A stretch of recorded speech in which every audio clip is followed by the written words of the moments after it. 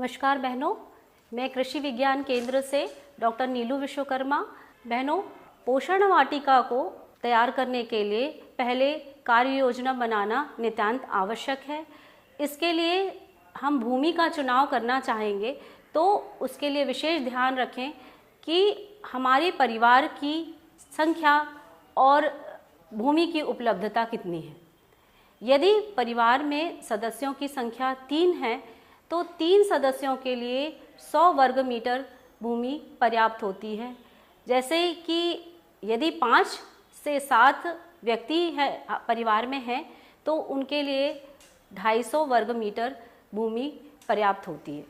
भूमि का चुनाव करने के बाद भूमि की पोषक तत्वों का प्रबंधन करना नितांत आवश्यक है।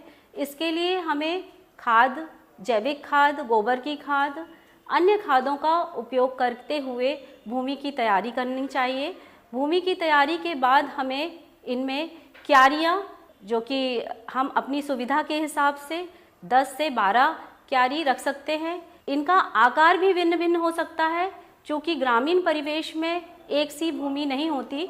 इसके लिए आपको चौकोर, आयताकार या गोलाकार की पोषण वाटिका रखनी चाहिए।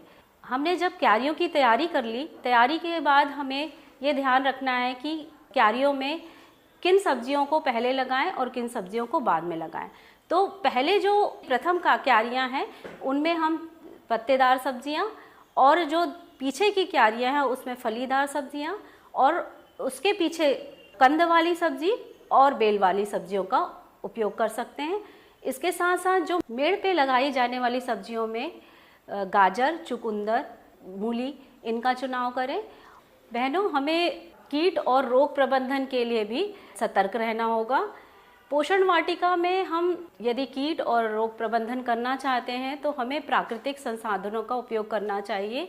इसके लिए हम नीम की खली या नीम की पत्तियों और गौमूत्र का उपयोग करते हुए नीमास्त्र को बनाएं और उसका छिड़काव करें और उससे हम प्रबंधन करें, ताकि हमारी पोषण वाटिका में जो सब्जियां प्राप्त हो रही हैं वह रसायन मुक्त हो